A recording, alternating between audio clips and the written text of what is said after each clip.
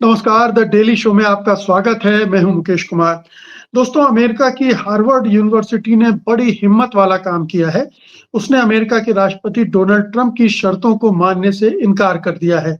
उसका कहना है कि ये शर्तें विश्वविद्यालय की शैक्षणिक स्वतंत्रता और स्वायत्तता में हस्तक्षेप है और उन्हें मंजूर नहीं किया जा सकता। हार्वर्ड के प्रेसिडेंट एलन गार्बर ने कहा है कि ट्रंप की शर्तें पहले संशोधन यानी फर्स्ट अमेंडमेंट का उल्लंघन है और वे उन्हें स्वीकार्य नहीं है। गार्बर के मुताबिक ये सरकार की ओर से निजी विश्वविद्यालयों के शिक्षण, दाखिला और अनुसंधान को नियंत्रित करने की कोशिश है। ट्रंप इस समय विश्वविद्यालयों पर दबाव बनाने में लगे हुए हैं। इसके पीछे उनका मकसद ये है कि उनका कहीं कोई विरोध ना हो। यही नहीं, वे अपना राजनीतिक एजेंडा भी विश्वविद्यालयों पर थोप रहे हैं। उनके दबाव के सामने कई विश्वविद्यालयों ने घुटने भी टेक दिए हैं, मगर हार्वर्ड पहली यूनिवर्सिटी है जिसने ट्रंप के दबाव को मानने से साफ इनकार कर दिया है। ट्रंप ने अपने एजेंडे को लागू करने के लिए कई शर्तें रखी हैं। इनमें से सबसे प्रमुख है कि कैंपस में छात्रों के प्रतिरोध और प्रदर्शन पर रोक लगाई जाए। दूसरी शर्त है कि विविधता, समानता और समावेशन की नीति को खत्म किया जाए। उनका कहना है कि दाखिला केवल मेरिट के आधार पर हो और जाति, धर्म या रंग के आधार पर भेदभाव का शिकार होने वाले लोगों को मौका न दिया जाए। ट्रंप ये भी चाहते हैं कि कैंपस में छात्रों और शिक्षकों में वैचारिक विविधता का ऑडिट करवाया जाए। जाहिर है कि वे विरोधी विचार रखने वालों को डराना चाहते हैं, धमकाना चाहते हैं। इसीलिए वे अंतर्राष्ट्रीय छात्रों की निगरानी की शर्त भी लगा रहे हैं। हमारे साथ जाने-माने सामाजिक कार्यकर्ता और शिक्षाविद प्रोफेसर अपूर्वानंद हैं। तो आइए उनसे हार्वर्ड के इस स्टैंड और भारत में चल रहे इसी तरह के प्रयासों के बारे में बात करते हैं। प्रोफेसर अपूर्वानंद, आपका कार्यक्रम में स्वागत है। बहुत शुक्रिया। नमस्ते। मेरा पहला सवाल ये है कि हार्वर्ड के इस कदम को आप किस तरह से देख रहे हैं? जिस तरह से ट्रंप ने अभियान चला रखा है, सारे विश्वविद्यालयों को अपने हिसाब से चलाने का, उसमें एक विश्वविद्यालय उठकर खड़ा हुआ है और ट्रंप के आदेशों को, हुक्मनामे को मानने से इनकार कर रहा है। हार्वर्ड के प्रेसिडेंट का यह जो बयान है, यह बहुत महत्वपूर्ण है और इससे अमेरिका के दूसरे विश्वविद्यालयों को बहुत हिम्मत मिलेगी। अ, यह तो कहने की ज़रूरत ही नहीं और इस बात को बाकी लोगों ने भी नोट किया है। अमेरिका के पूर्व राष्ट्रपति बराक ओबामा ने भी बयान दिया है और दूसरे लोगों ने भी हार्वर्ड की इस हिम्मत की तारीफ की है। ये वाकई बहुत हिम्मत की बात है क्योंकि इस वक्त डोनाल्ड ट्रंप के सामने खड़ा होने के लिए काफ़ी साहस चाहिए, जिसको भारत के लोग समझ नहीं सकते हैं क्योंकि भारत में सरकारों की बात मानने का एक रिवाज है। यहाँ लोग ये नहीं समझ पाते कि कुलपति या जो विश्वविद्यालय का प्रमुख होता है, वो सरकार से आँख में आँख डालकर बात भी कर पाएगा या कर सकता है या उसको करना चाहिए। वे ये मानते हैं कि उसे बस सरकार की हुक्म का वो हुक्मी बंदा होता है। लेकिन इसके पहले हमें यह भी याद रखना चाहिए कि प्रिंसटन यूनिवर्सिटी के भी जो प्रेसिडेंट हैं, उन्होंने भी न्यूयॉर्क टाइम्स को एक पॉडकास्ट में अपनी बात उन्होंने कही थी और उन्होंने डोनाल्ड ट्रंप की नीतियों का विरोध किया था। उन्होंने कहा था कि इस प्रकार किसी भी सरकार को विश्वविद्यालय में हस्तक्षेप नहीं करना चाहिए और हार्वर्ड के इस कदम के बाद और इस कदम के साथ ही अमेरिका के कई विश्वविद्यालय और अमेरिका के कई कॉलेज अदालत चले गए हैं और उन्होंने ट्रंप की नीतियों का अदालत में विरोध किया है और अदालत से दरख्वास्त की है, अर्जी लगाई है कि वह ट्रंप जो सैंक्शन कर रहे हैं, जो कटौती कर रहे हैं, उस पर फौरन रोक लगाई जाए, बल्कि एक मांग स्थायी रोक लगाने की है। तो इस प्रकार अब अमेरिका में धीरे-धीरे हम यह देख रहे हैं कि ट्रंप की जो विश्वविद्यालयों पर आक्रमण की नीति थी, उसका प्रतिरोध शुरू हो रहा है। कुछ विश्वविद्यालयों ने घुटने भी टेके हैं। कोलंबिया विश्वविद्यालय ने शर्तें स्वीकार कर ली हैं, प्रदर्शनों पर रोक लगा दी है, डायवर्सिटी को ताक पर रख दिया है। बिल्कुल, और वह सबसे बड़ा झटका था। बल्कि कोलंबिया विश्वविद्यालय में आपको याद होगा, कोलंबिया विश्वविद्यालय के ये एक छात्रा जो भारतीय मूल की हैं, वे वहाँ से किसी तरह निकल के कनाडा चली गईं, और एक दूसरे छात्र को गिरफ्तार कर लिया गया और अब ये कहा जा रहा है कि कोलंबिया यूनिवर्सिटी ने ट्रंप प्रशासन की एक तरह से मदद की अपने छात्रों की पहचान करने में और उनकी गिरफ्तारी में, और कोई दखल नहीं दिया, कोई रोकने की कोशिश नहीं की, हस्तक्षेप नहीं किया। और इसको बहुत बड़ा विश्वासघात माना जा रहा है छात्रों के साथ। और अध्यापकों ने भी कोलंबिया विश्वविद्यालय के, जिसमें संस्कृत के बहुत बड़े विद्वान शेल्डन पॉलॉक शामिल हैं, उन्होंने सबसे पहले शेल्डन पॉलॉक ने गार्डियन में कोलंबिया यूनिवर्सिटी के इस कदम की तीखी आलोचना करते हुए लेख लिखा। तो और उन्होंने कहा कि कोलंबिया को इस तरह से घुटने नहीं टेकने चाहिए थे और ये बहुत खतरनाक है।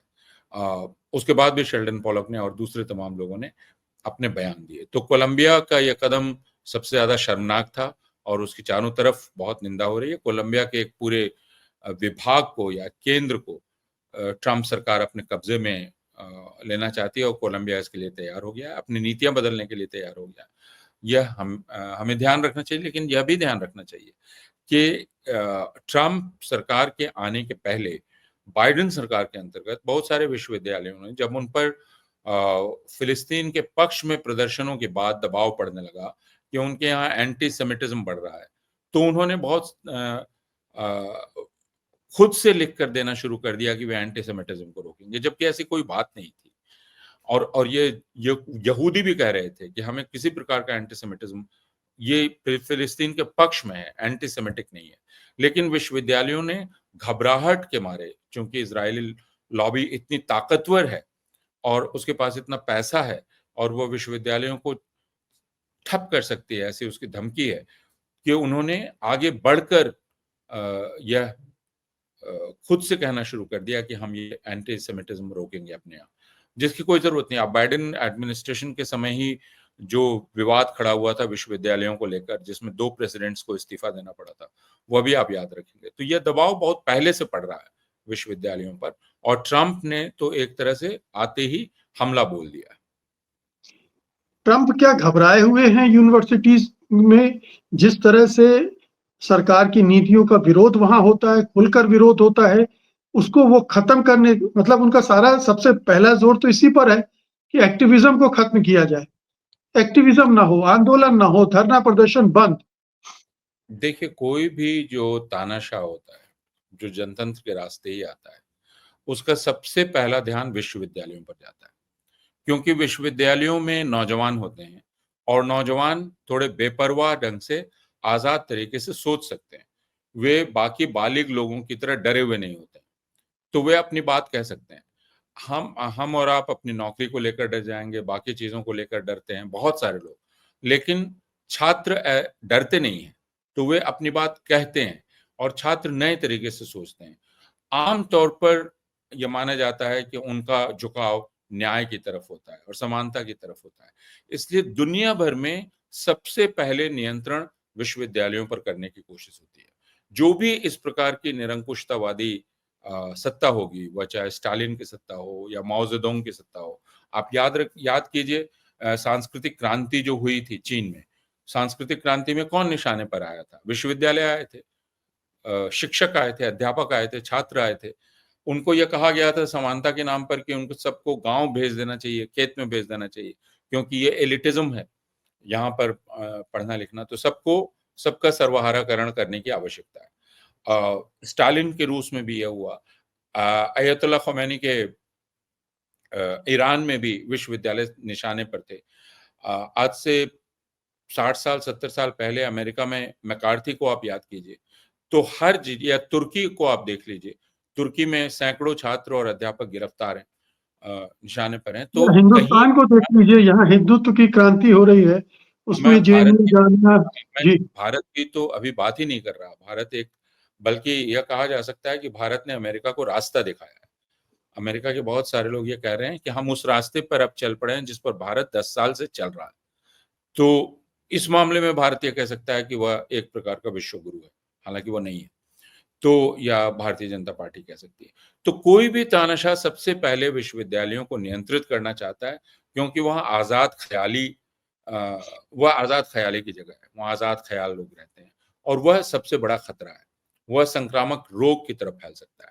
आपने भारतवर्ष की बात की, भारतवर्ष को भी याद कर लीजिए कि यहाँ जो अभी 5 साल पहले ही सीएए के खिलाफ आंदोलन शुरू हुआ, तो वह कहाँ सबसे ज्यादा मुखर हुआ? विश्वविद्यालयों में, अलीगढ़ मुस्लिम विश्वविद्यालय, जामिया मिलिया, जवाहरलाल नेहरू विश्वविद्यालय, इसलिए उन पर हमला किया गया, उनको रोका गया और इसीलिए एक्टिविज्म को बदनाम किया जाता है और कहा जाता है कि विश्वविद्यालय में एक्टिविज्म नहीं होना चाहिए। अब यह विचार आपको एक्टिव करते ही हैं। अगर आप विचार करने वाले प्राणी हैं, तो आपको नाइंसाफी देखकर तकलीफ होगी और आप नाइंसाफी के खिलाफ सक्रिय होंगे। अगर इसी को एक्टिविज्म कहा जाता है, तो ये एक्टिविज्म है।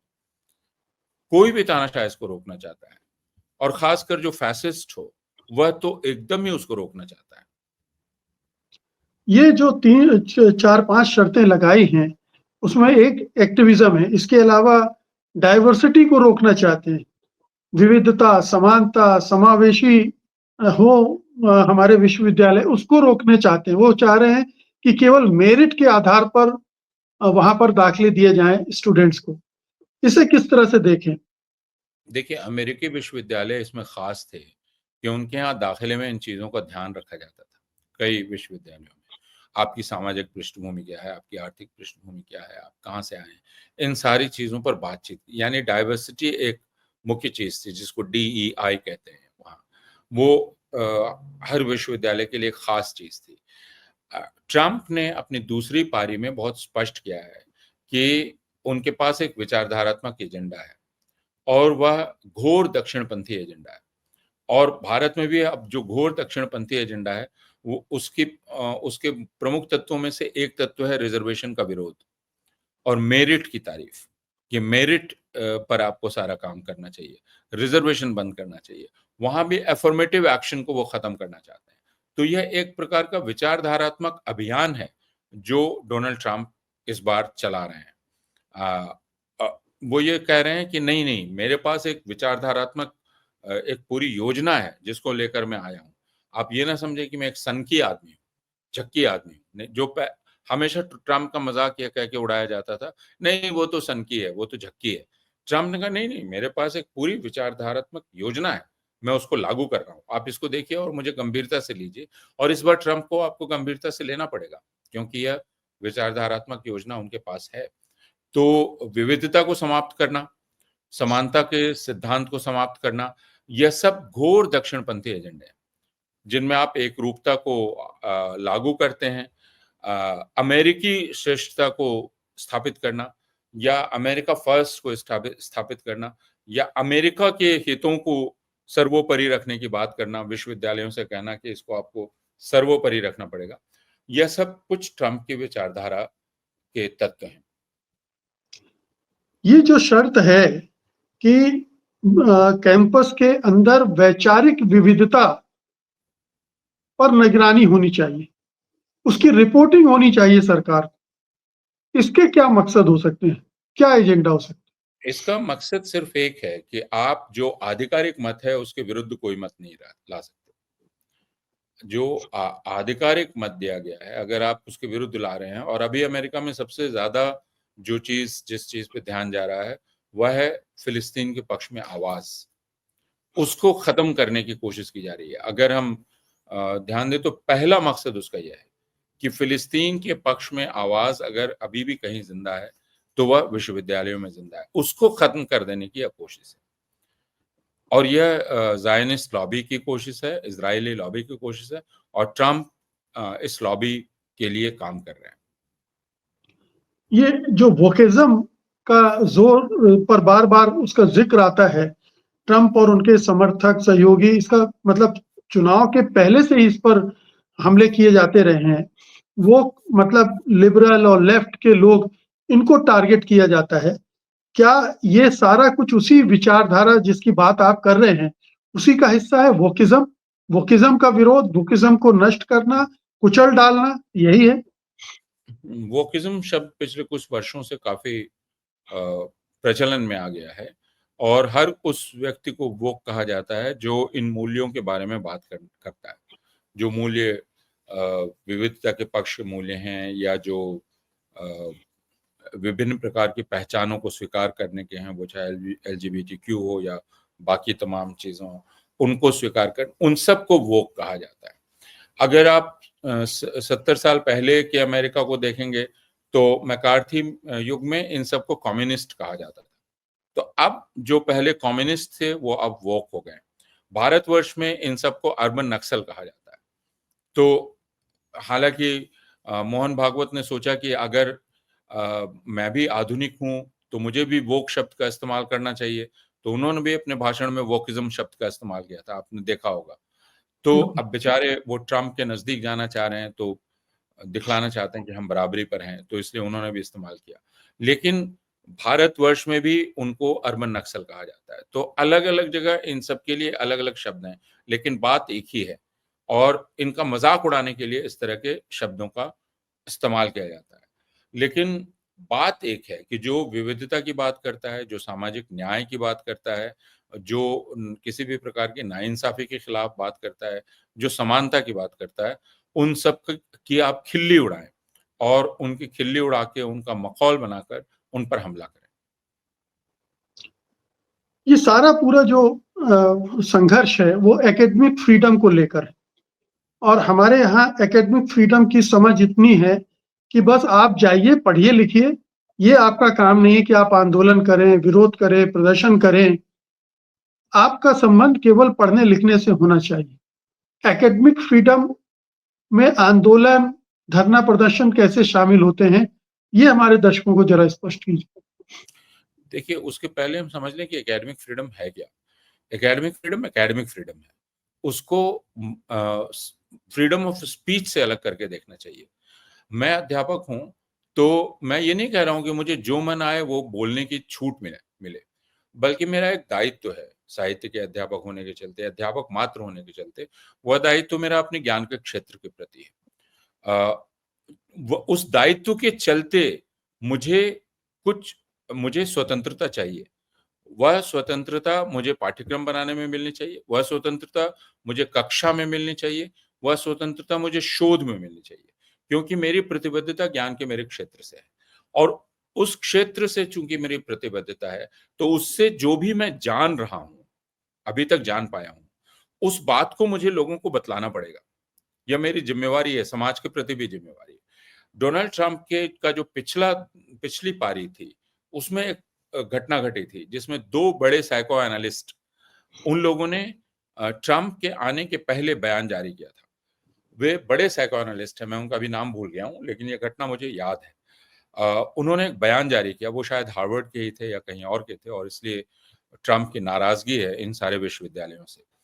इन साइको एनालिस्ट ने कहा था कि देखिए, हमारा जो पेशा है उसमें हम जब तक व्यक्ति को देख न लें, खुद उसकी जांच न कर लें, तब तक उसके बारे में कोई राय देना हमारी नीति के विरुद्ध है। हमारे पेशे की एनालिस्ट के रूप में हमारी नीति के विरुद्ध है। लेकिन अभी अमेरिका में दांव इतना ऊंचा है और इतनी बड़ी चीज दांव पर लगी हुई है, अमेरिका का जनतंत्र ही दांव पर लगा हुआ है। इसलिए हम इस बात को दरकिनार करके अमेरिकी जनता को अपनी प्रोफेशनल इंटीग्रिटी के साथ, उससे बाध्य होते हुए हम अमेरिका की जनता को कहना चाहते हैं कि डोनाल्ड ट्रंप को वो ना चुने, है ना। एक साइको एनालिस्ट के रूप में वो एक राजनीतिक बयान नहीं दे रहे थे, वो कह रहे थे कि मेरी ये पेशेवर राय है कि डोनाल्ड ट्रंप योग्य नहीं है राष्ट्रपति होने के। उसी प्रकार अगर आप याद कर लें आशीष नंदी को, आशीष नंदी ने 2002 के बाद एक लेख लिखा था जिसमें उन्होंने कहा था कि उनकी मुलाकात नरेंद्र मोदी से 2002 के 10 साल पहले हुई थी और एक इंटरव्यू लिया था उन्होंने, और वहां से निकलकर उन्होंने अच्युत याग्निक को कहा था कि मैं एक टेक्स्ट बुक फैसिस्ट से मिलकर आ रहा हूं। यह बात उन्होंने 2002 के बाद दोहराई और मैंने अच्युत याग्निक से पूछा भी था, उन्होंने कहा हाँ बिल्कुल ठीक है। 2014 में जब नरेंद्र मोदी सरकार में प्रधानमंत्री बन गए, तो उनसे फिर अखबार वालों ने पूछा कि आपने ये कहा था कि वो टेक्स्ट बुक फैसिस्ट है, क्या आप इस बात पर पुनर्विचार करेंगे? और आशीष नंदी ने कहा कि वो मेरी राजनीतिक राय नहीं थी, वह मेरी एक पेशेवर राय थी, प्रोफेशनल ओपिनियन था, वह मेरा पॉलिटिकल ओपिनियन नहीं था। तो ये मेरा दायित्व है और ये मेरे एकेडमिक फ्रीडम के अंतर्गत आता है, मुझे ये बतलाना पड़ेगा। अगर नोटबंदी हो रही है, एक अर्थशास्त्री के रूप में मैं जानता हूं ये गलत है, तो मुझे यह बात लिख के कहनी पड़ेगी, लोगों को बतलाना पड़ेगा। यह एकेडमिक फ्रीडम के अंतर्गत आता है। इसलिए अगर कोई चीज गलत हो रही हो तो मुझे उसका विरोध करना होगा, और वह विरोध अनेक शक्लों में हो सकता है, पर्चा निकाल के हो सकता है, वह एक जुलूस निकाल कर हो सकता है, और वह व्यापक तौर पर अकादमिक स्वतंत्रता के दायरे के अंतर्गत आ जाता है, क्योंकि अगर वो हम नहीं करेंगे, तो ज्ञान का जो पूरा कार्य है, वो उस कार्य को वही अपने आप में अप्रासंगिक हो जाएगा, और वह हम कर ही नहीं पाएंगे। मान लीजिए समाज में एक ऐसी व्यवस्था कायम हो जाए जो तानाशाही की है, या भारतवर्ष में जैसा दिखलाई पड़ रहा है, अभी हिंदुत्व कायम हो गया है। इसका अ असर विश्वविद्यालय पर पड़ रहा है। तो मेरा दायित्व था 10 साल पहले, 11 साल पहले, कि मैं समाज को हिंदुत्व के नुकसान के बारे में बतलाऊँ, क्योंकि उसका असर मेरी कक्षा पर पड़ने वाला है, और अब पड़ रहा है ना? तो इसलिए यह भी अकादमिक स्वतंत्रता के दायरे में आता है। छात्र जब कहते हैं, अंबेडकर यूनिवर्सिटी के छात्रों ने जब कहा कि उनके कुलपति ने गणतंत्र दिवस को जो भाषण दिया और उसमें उन्होंने राम जन्मभूमि मंदिर बनने की तारीफ की और उस आंदोलन का समर्थन किया, छात्रों ने विरोध किया। यह उस उन्होंने इसलिए विरोध किया कि उन्होंने जो कुछ पढ़ा लिखा है, उस पढ़े लिखे होने के कारण वे इस नतीजे पर पहुंचे हैं और वो विरोध कर रहे हैं। यह उनकी स्वतंत्रता के अंतर्गत आता है। इस बात को समझना हम सब लोगों के लिए बहुत आवश्यक है कि अकादमिक स्वतंत्रता का अर्थ होता है विश्वविद्यालय अपने यहाँ किस तरह छात्रों को दाखिला देंगे, किस तरह शिक्षकों की नियुक्ति करेंगे, किस प्रकार के पाठ्यक्रम बनाएंगे, पाठ्यचर्या बनाएंगे, कैसी किताबें छात्रों को पढ़ने के लिए कहेंगे, कैसे लेख पढ़ने के लिए कहेंगे, किस प्रकार की सभाएं वहां होंगी, नहीं होंगी, यह सब कुछ निर्णय करने का अधिकार विश्वविद्यालय के अंतर्गत होगा। यह बाहर से कोई नहीं बतलाएगा। इसलिए प्रिंसटन यूनिवर्सिटी के प्रेसिडेंट ने कहा कि यह बहुत चिंताजनक है कि परिसर के भीतर क्या कैसे होना चाहिए, यह हमको सरकार बताना चाहती है। यह हम स्वीकार नहीं करेंगे। जी। यह अकादमिक स्वतंत्रता है और यह सब लोगों को समझने की बहुत आवश्यकता है, समाज के सारे लोगों को। वो समझ नहीं पाते हैं कि विश्वविद्यालय का काम सिर्फ क्लास में जो सिलेबस में दिया हुआ है, उसको पढ़ाकर और परीक्षा में पास करा देना नहीं है, बल्कि विश्वविद्यालय का दायित्व उससे कहीं बड़ा दायित्व है। कहीं बड़ा मतलब एक ऐसा नागरिक बनाने का दायित्व है जो देश और समाज के लिए बेहतर ढंग से काम भी कर सके। और एक लोग जिम्मेवार, संवेदनशील व्यक्ति बनाने का, जो आमतौर पर समाज में नहीं बनता है, क्योंकि हम समाज में सामुदायिकताएं देखते हैं। हम अलग-अलग जगहों से निकल कर आते हैं, हमारे सोचने का दायरा संकुचित होता है। विश्वविद्यालय में जब हम आते हैं, तो हमें उस विविधता का सामना होता है, जो हमने कभी देखी नहीं है, तो हम उसके साथ रहना सीखते हैं। आखिर राष्ट्र क्या है? विविधताओं के साथ रहने की आदत विकसित करना ही राष्ट्र है। तो यह हम सीखते हैं विश्वविद्यालय के अंतर्गत। विश्वविद्यालय के अंतर्गत हम घर में जैसे औरतों के साथ बर्ताव देखते हैं, विश्वविद्यालय में ठीक उसके उल्टा देखते हैं। तो हम जानते हैं कि हम जो कर रहे थे घर में वो गलत था। तो हम सवाल करना सीखते हैं, जबकि समाज में सवाल करने को बुरा माना जाता है। बड़े लोगों ने अगर कुछ कह दिया तो उस पर सवाल नहीं करना चाहिए। अधिकारियों ने कुछ कह दिया, सवाल नहीं करना चाहिए। लेकिन विश्वविद्यालय का काम ही नहीं चलेगा अगर सवाल होना बंद हो जाए। विज्ञान में एक प्रगति नहीं होगी, नया आविष्कार नहीं होगा, किसी भी ज्ञान के क्षेत्र में नया कोई भी नई खोज नहीं होगी अगर सवाल बंद हो जाए। तो विश्वविद्यालय सवाल करना सिखाता है, जबकि समाज में कहा जाता है सवाल मत करो, ज़्यादा सवाल मत करो, जो बड़े कह रहे हैं उस बात को मानो। विश्वविद्यालय कहता है बड़ा कोई भी नहीं है और अंतिम कोई भी नहीं है। तुम्हारा काम किसी का अनुकरण करना नहीं है, हर चीज़ पर विचार करना है।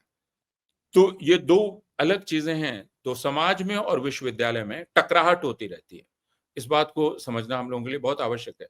विश्वविद्यालय हमेशा समाज को चुनौती देते हैं कि आप और इसलिए समाज को बुरा लगता है कई बार। वह विश्वविद्यालय को काबू करना चाहता है और जो तानाशाह होता है वो समाज की इस कमजोरी को समझता है। इसलिए वो कहता है मैं समाज की तरफ से काम कर रहा हूँ और वो समाज की तरफ से फिर विश्वविद्यालयों पर हमला करता है। इसलिए जब जवाहरलाल नेहरू विश्वविद्यालय पर हमला हुआ, तो आपने देखा होगा कि एक बहुत बड़ा जन समर्थन उस हमले के साथ हो गया। लोगों ने कहना शुरू किया कि अरे! ये छात्र यहाँ क्या कर रहे हैं 5 साल पीएचडी? ये कोई बात हुई? 5 साल PhD?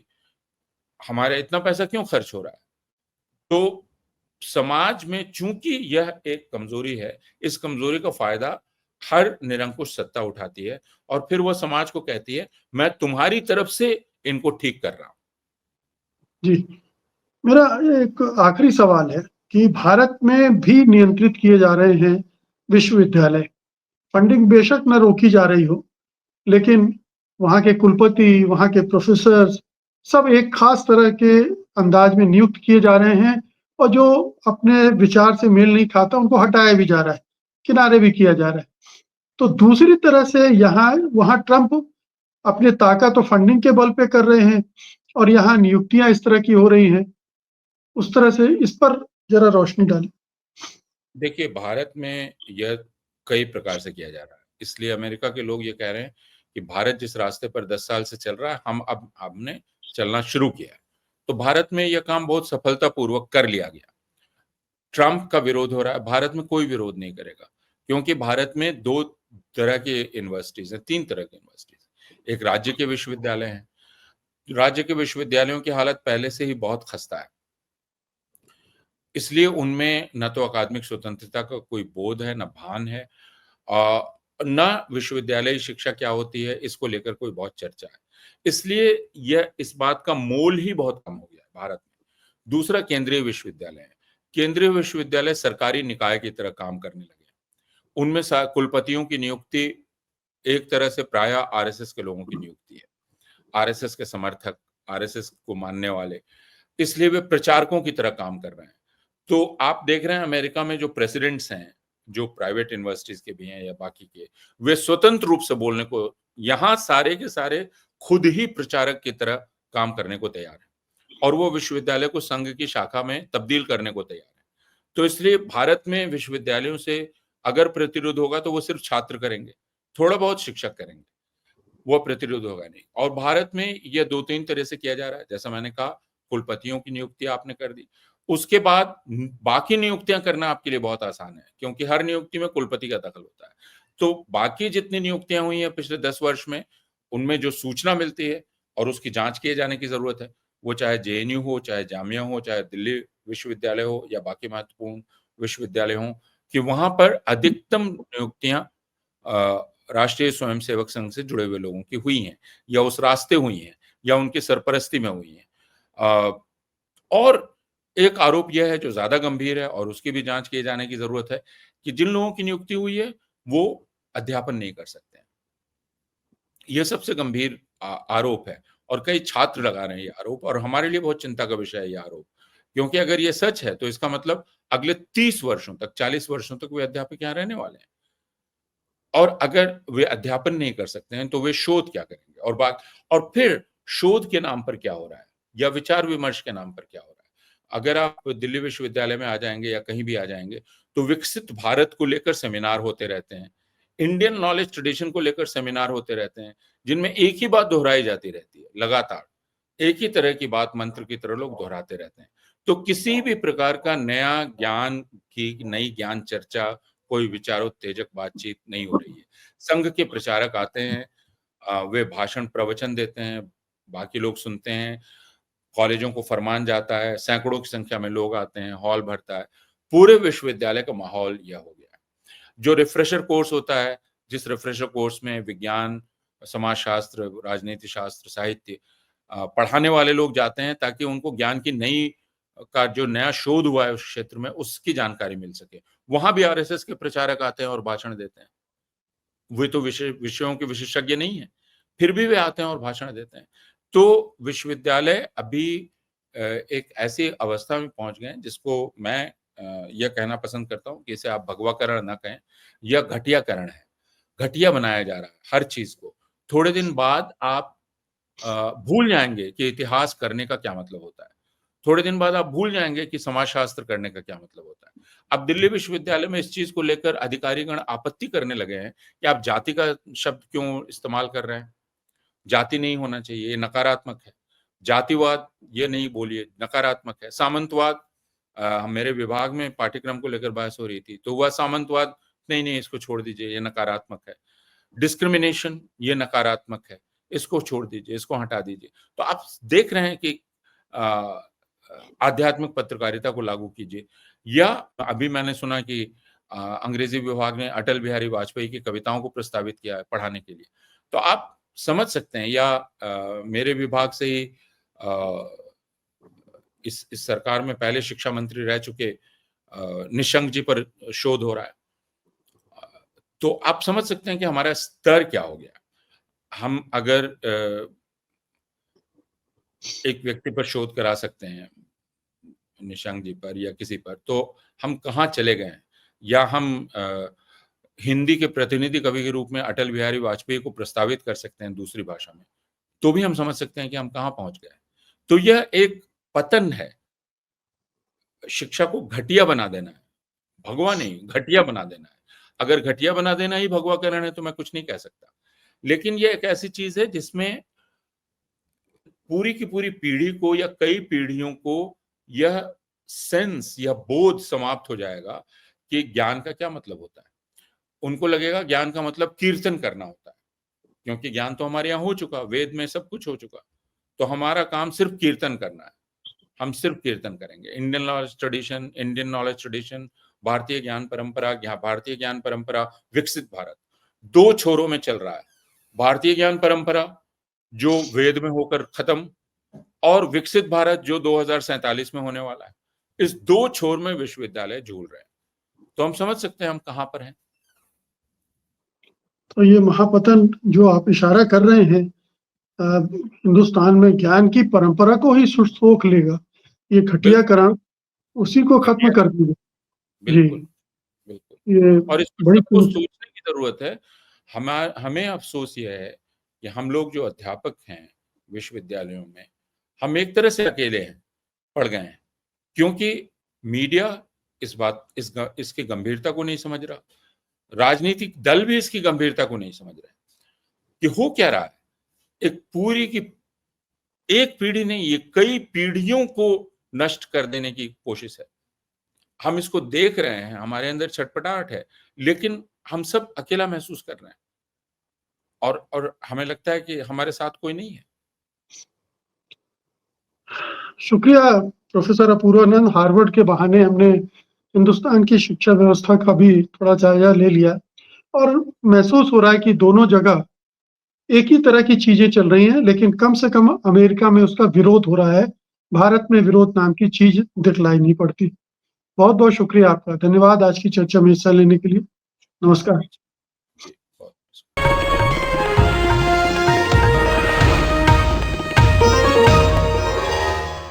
Copyright disclaimer under Section 107 of the Copyright Act 1976. Allowance is made for fair use for purposes such as criticism, comment, news reporting, scholarship, and research. Fair use is a use permitted by copyright statute that might otherwise be infringing.